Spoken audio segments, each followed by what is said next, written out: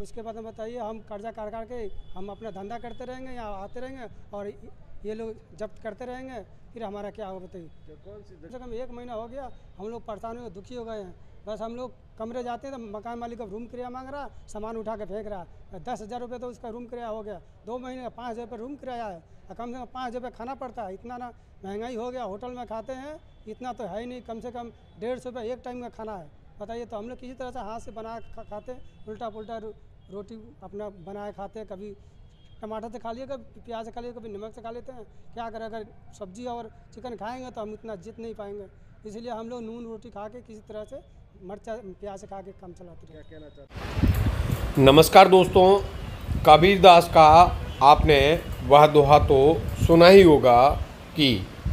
निर्बल को ना सताइए जाकी मोटी हाय, मरे बेल के चाम से लोह भस्म हो जाए। दरअसल आपको ये दोहा मैं इसलिए सुना रहा हूँ क्योंकि दिहाड़ी जो मजदूरी करते हैं, जो हाथ ठेला लेकर के अपने परिवार का पालन पोषण करते हैं, बड़ी मजदूरी करके अपने बच्चों को स्कूल भेजते हैं, जो बहुत दूरी से पहुँच करके, हज़ारों किलोमीटर दूरी से पहुँच करके बाड़मेर में मजदूरी कर अपने परिवार का पालन पोषण कर रहे हैं, ऐसे हाथ ठेला संचालकों, रेहड़ी संचालकों को कल रात को अचानक नगर परिषद और ज़िला प्रशासन के साथ ट्रैफिक पुलिस ने इन्हें जब्त कर लिया और इनके चालान काट लिए। आपने पहले जो रेहड़ी संचालक है उसकी ज़ुबान से सुना ही होगा कि हमारे महीने का किराया 2-2 महीने का चढ़ गया है, हमें लगातार परेशान किया जा रहा है, आखिर हम जाए तो जाए कहाँ, क्योंकि न तो खाने की व्यवस्था हो रही है, न ही किराया देने की व्यवस्था हो रही है, तो हमारे परिवार का पालन पोषण कैसे करेंगे। हालांकि जब इस मामले में प्रशासन से बातचीत की गई तो प्रशासन का कहना था कि यह लोग नो पार्किंग जोन जो एरिया घोषित हो रखा है उस एरिया के अंदर खड़े हो जाते हैं, जिससे शहर की ट्रैफिक व्यवस्था है वह ख़राब हो जाती है, क्योंकि साय के समय यह लोग खड़े हो जाते हैं जहां आसपास में जमघट लगाकर कुछ लोग इकट्ठे हो जाते हैं, अपने वाहन खड़े कर देते हैं, जिससे शहर की यातायात व्यवस्था पूरी तरीके से चरमरा जाती है। इसलिए इन्हें कई बार चेतावनी भी दी गई, इन्हें कई बार नोटिस भी दिए गए, लेकिन यह रेहड़ी संचालक मानते नहीं हैं, जिसके बाद में आज इनके खिलाफ़ कार्रवाई करते हुए आज इनको जब्त किया है और इनके खिलाफ़ चालान काट करके इन्हें आखिरी चेतावनी दी जाएगी कि अगर आप लोगों ने जो नॉन वेडिंग जोन है उस एरिया में अगर अपने ठेले खड़े कर दिए तो आपके खिलाफ़ अब सख्त कार्रवाई की जाएगी। लेकिन ये बात ज़रूर है कि प्रशासन अपनी जगह पे सही है, क्योंकि उन्हें शहर की ट्रैफिक व्यवस्था को सुधारने की जिम्मेदारी मिली हुई है, लेकिन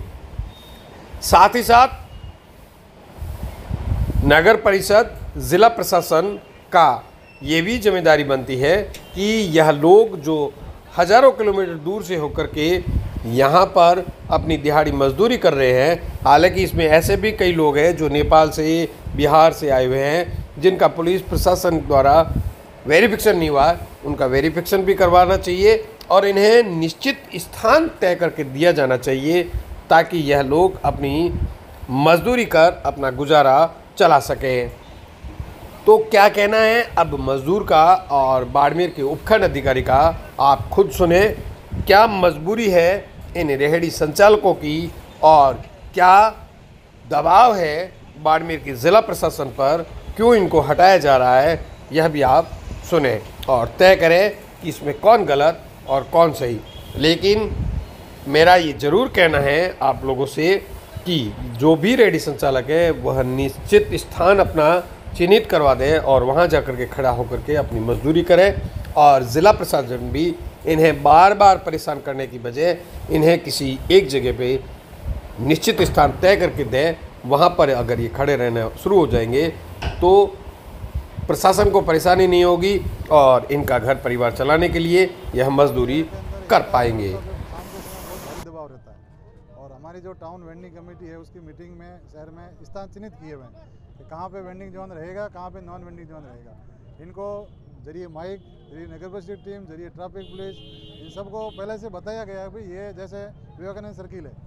अहिंसा सर्किल है, इनके 100 मीटर का area no parking no vending है, नहीं तो पार्किंग हो सकती है, नहीं वेंडिंग कोई खड़ा हो सकता है। इसी तरीके से अहिंसा सर्किल से गांधी चौक तक का एरिया नॉन वेंडिंग जोन है। हमने इनसे बार बार समझाइश करी है कि भाई आप लोग यहाँ खड़े रहोगे तो हम कार्रवाई करनी पड़ेगी।